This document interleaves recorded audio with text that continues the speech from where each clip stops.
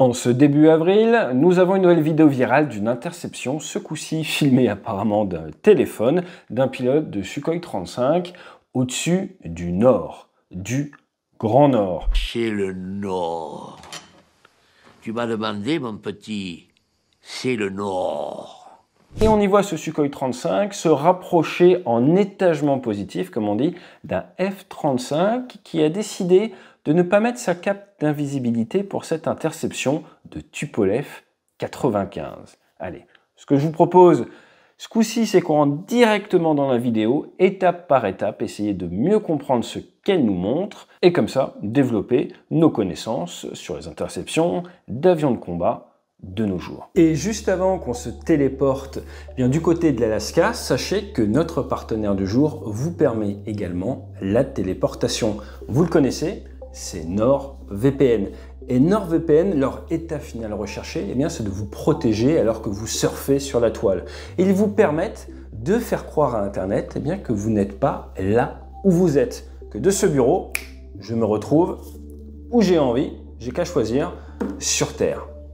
L'autre avantage NordVPN, c'est qu'ils ne contiennent aucun log. Mais c'est surtout tous les produits à côté qui vont vous aider, comme par exemple NordPass ou leur Anti-Menace Pro, qui ont des statistiques assez impressionnantes. Regardez cette statistique, ça a protégé les utilisateurs de 7,5 millions de menaces en août 2024. Et ça a doublé à 16,5 millions de menaces en décembre 2024. Donc en plus de ces changements d'emplacement qui ont un impact direct sur votre capacité à avoir du contenu différent sur la toile, en plus de cette protection supplémentaire, de cette protection contre les hameçonnages, ce que vous avez également, c'est la capacité à mettre votre abonnement sur 10 systèmes différents. Votre téléphone, votre ordinateur, le téléphone de madame, le téléphone des enfants. Et aujourd'hui, ce qu'on vous propose, c'est de cliquer sur le lien juste en dessous et comme ça, sur votre abonnement de 2 ans, vous avez 4 mois offerts supplémentaires. Vous prenez aucun risque parce que vous avez 30 jours satisfaits ou remboursés et si vous avez la moindre question,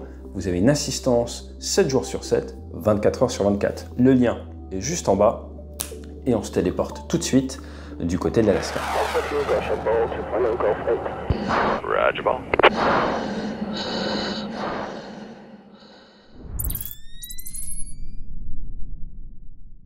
Alors d'après certaines sources, cela pourrait être une vidéo tournée le 18 février 2025. Lors d'une interception du 18 février 25, deux F-35, des F-35A, je vous rappelle qu'il y a 3 types, A, B, C. A, c'est Airfield, les terrains normaux, B, Boat, décollage vertical, C, Carrier, porte-avions. Bien là, ce sont des A de l'US Air Force qui ont décollé d'Alaska et qui sont interceptés un Tupolev 95 et son escorte de Sukhoi. Depuis quelques jours sur les chaînes Telegram, cette vidéo est sortie, cela a été repris absolument partout et elle y est très intéressante car on voit une trajectoire de la part du Sukhoi 35 qui n'est pas tout à fait dans les purs, mais surtout une discipline au niveau de la surveillance de l'avion en patrouille qui mérite un débriefing, j'ai envie de vous dire, assez épicé. Je m'explique. L'avion blanc va être notre Sukhoi 35 où se trouve le pilote qui filme. Le Rafale si présent, une fois n'est pas coutume, et le F-35. La position est comme ça. Vous avez le Bear qui est intercepté par le F-35 qui est là. Vous avez le Sukhoi qui ne souhaite pas voir le F-35 se rapprocher. Et vous avez le Sukhoi qui décide, pour des raisons qui lui sont propres, de prendre un étagement positif et de se laisser rapprocher de la dérive du F-35 avant de repartir un petit peu vers la gauche. Alors, il y a des biais dont il faut se méfier. Déjà, forcément, moi je suis un pilote de l'OTAN, j'ai mes biais de pilote de l'OTAN, mais j'en ai conscience et j'essaye de lutter contre. Donc quand je vois des images comme ça, je me pose la question du relatif. Car avec les avions modernes, c'est difficile de voir les commandes bouger. Et je me pose la question, lorsque notre Sukhoi 35 est là, est-ce que c'est le F-35 qui se rapproche ou est-ce que c'est notre Sukhoi 35 qui se rapproche? Et là, la vidéo qui fuite attire notre attention sur l'intérieur du cockpit du Sukhoi 35. On va faire le tour. À droite, vous avez le radar. Son écran de droite est coupé à droite par le radar, à gauche par son système de navigation. On voit qu'il n'y a pas de carte derrière, soit il ne l'a pas, soit ce n'est pas enrichi. Et on voit qu'il y a des points de passage. Ensuite, on continue à gauche, on voit des paramètres sur les moteurs. Et là, tout à gauche, vous avez son horizon artificiel. Et on voit au niveau de l'horizon artificiel, au moment où il filme, qu'il est très légèrement en correction. Or, cela voudrait nous porter à penser eh bien, que initialement il se rapproche, et là il met son petit coup d'aile, donc la phase la plus proche vient effectivement du pilote russe de Sukhoi et non pas du pilote de F-35. Ensuite, qu'est-ce que l'on voit d'autre dans son cockpit? On voit son head-up display. Bref, pas mal d'informations qui, je pense, dans un pays de l'OTAN, auraient été un petit peu floutées avant la mise sur Internet. Mais en soi, il n'y a pas mort d'homme. Là où néanmoins c'est gênant, c'est dans la méthodologie de qui évite l'abordage. Et rappelez-vous, on a parlé un petit peu des règles d'anti-abordage en patrouille serrée lorsqu'il y a eu l'accident de la patrouille de France. Je m'explique. En temps normal, vous mettez en étagement négatif ou iso-étagement. L'étagement positif n'est pas quelque chose de confort. Pourquoi est-ce que c'est pas confort? Parce que quand on est proche, on a du mal à voir, et donc on a plutôt tendance à vouloir se mettre niveau ou un peu en dessous.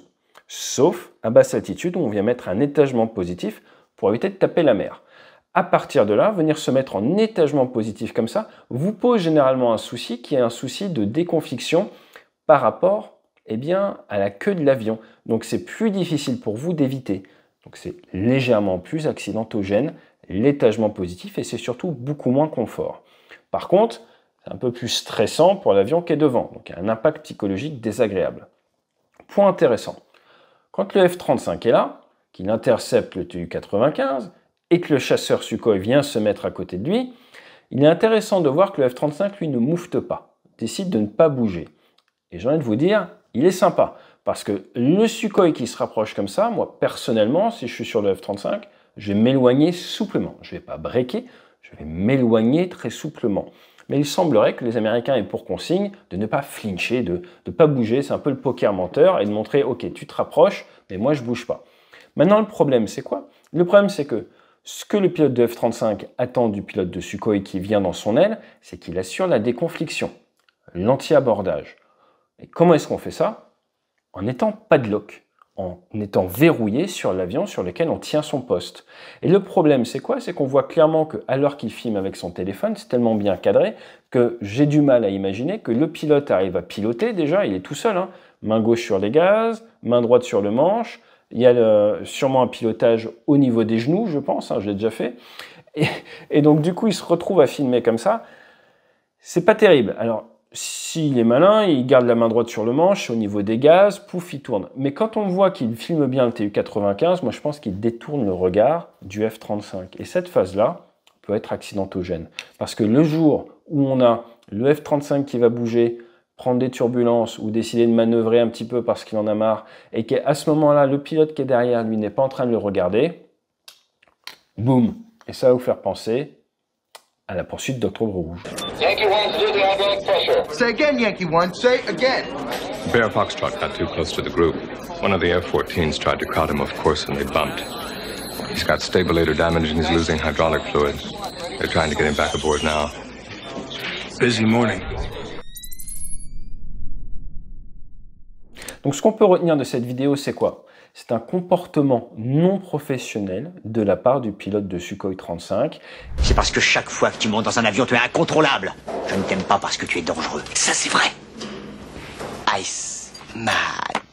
Qui sort son téléphone ou une caméra, qui filme, là clairement on voit que c'est pas sur le casque, et qui surtout quitte du regard l'avion sur lequel il vient piloter une patrouille extrêmement serrée, non briefée, alors que dans mes principes de pilotage militaire, c'est clairement pas quelque chose que vous voulez faire.